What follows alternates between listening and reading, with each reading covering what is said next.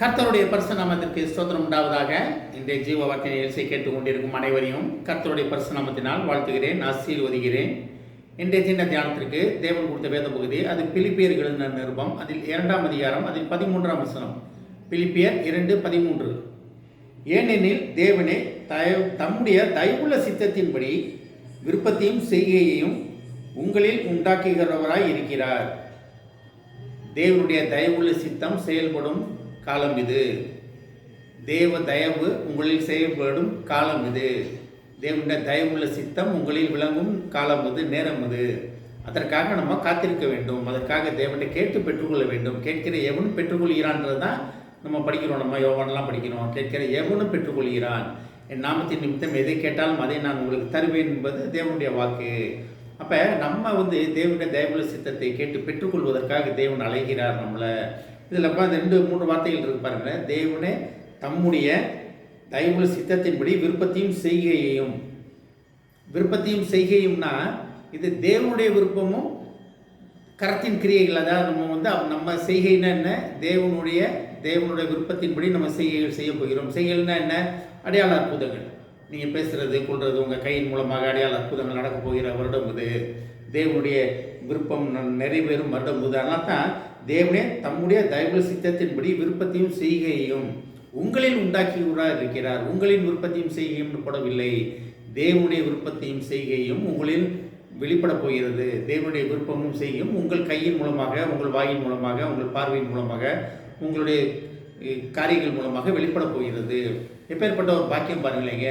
கர்த்தரே உங்களுக்கு சகலமும் இருக்க போகிறார். உங்களுக்குள்ளே இருந்து உங்களை வழிநடத்த போகிறார்.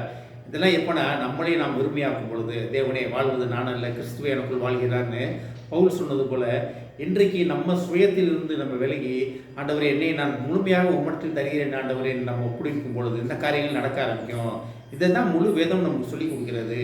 தேவனுடைய கிருபை, தேவனுடைய செய்கை, தேவனுடைய விருப்பம்னா எப்படி கண்டுபிடிப்பது, தேவனுடைய செய்கை எப்படி கண்டுபிடிப்பது, அப்போ அதுக்கு நம்மளை எப்படி ஒப்பு கொடுப்பது அப்படின்றது தான் முழு வேதம் நமக்கு சொல்லிக் கொடுக்கிறது. இதை கேட்டுக்கொண்டு தேவ பிள்ளைகளே, தேவனுடைய விருப்பமும் செய்கையும் உங்கள் மூலமாக வெளிப்படும் வருடமாக இருக்க போகிறது. ஆனால் தரம்பாலக்கா தேவன் சொல்கிறார் பாருங்க. ஏனெனில் தேவனே தம்முடைய தயவுள்ள சித்தத்தின்படி விருப்பத்தையும் செய்கையும் உங்களில் உண்டாக்குகிறவராக இருக்கிறார். அப்போ உங்கள்கிட்ட உண்டாக்க போகிறார் தேவன். ஆனால் இதெல்லாம் எப்போ நடக்கும், நம்ம தேவனுக்காக காத்திருக்கும் பொழுது, நான் இனி வாழ்வது நான் அல்ல, கிறிஸ்துவே எனக்குள் வாழ்கிறார்னு அந்த நிச்சயத்துக்குள்ளே வரும் பொழுது, சுயம் நம்மகிட்ட வேலை பார்த்துச்சுன்னா அதெல்லாம் நடக்காது. கர்த்தரே எனக்கு வெளிச்சமாக இருக்கிறார், தெய்வ ஒளியின் மேல் இருக்கிறது, எல்பி பிரகாசி ஒளி வந்தது அப்படின்றது அதெல்லாம் விசுவாசித்து இதை பெற்றுக்கொள்வதற்காக தேவனுடைய விருப்பத்தையும் செய்கையையும் சித்தத்தையும் நீங்கள் செய்ய போகிறீங்க. என்ன அழகான ஒரு வசனம் பார்த்தீங்களாங்க. தேவனுடைய விருப்பமும் செய்கையும் உங்கள் மூலமாக வெளிப்பட போகிறது. அதற்காக தேவன் காத்து கொண்டிருக்கிறார். நம்ம தேவன்கிட்ட முழுமையாக ஒப்படைப்போமா? கர்த்தாவை என்னை பொறுப்படுத்திக் கொள்ள மாட்டவர், இனி வாழ்வது நான் அல்லன்னு ஒப்படைப்போமா? கர்த்தர் உங்கள் மூலமாக அடையாள அற்புதங்கள் செய்ய போகிறார். ஆமென். ஜெபிப்போம். எங்களை அதிகமாக நேசிக்கும் அன்பின் பரலோக பிதாவே, கர்த்தாவே உம்முடைய தயவுள்ள சித்தம் எங்களில் வெளிப்பட போவதற்கான நன்றி ஆண்டவரே. உம்முடைய விருப்பத்தையும் உம்முடைய செய்கைகளையும் எங்களில் நீர் உண்டாக்குவேன் என்று சொன்ன வாக்குக்காக நன்றி ஆண்டவரே.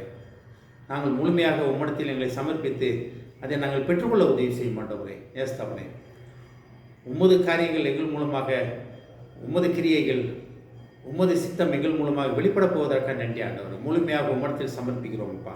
நீர் பொறுப்படுத்திக் கொள்ளும் அப்பா. இதை கேட்டுக்கொண்டு ஒவ்வொருவரையும் ஆசீர்வதிக்கிறோம் அப்பா. ஒவ்வொரு குடும்பத்தையும் ஆசீர்வதிக்கிறோம் ஆண்டவரே.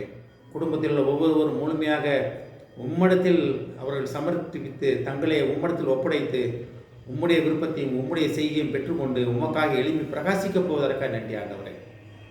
ஏஸ்தாமனே, நீர் அழைத்தவர் உண்மை உள்ளவர் ஆண்டவரே. ஒவ்வொருவரையும் ஆசீர்வதிக்கிறோம் அப்பா. குடும்பத்தில் உள்ள கடன் பிரச்சனைகள், போராட்டங்கள் அனைத்தையும் 9 நாமத்தினாலே சுட்டரிக்கிறோம் ஆண்டவரே. ஏஸ்தாமனே, அநேகருக்கு கடன் கொடுக்கும் பாத்திரமாக அவர்களை அழைத்ததற்காக நன்றி ஆண்டவரே. ஆசீர்வதிக்கிறோம் அப்பா.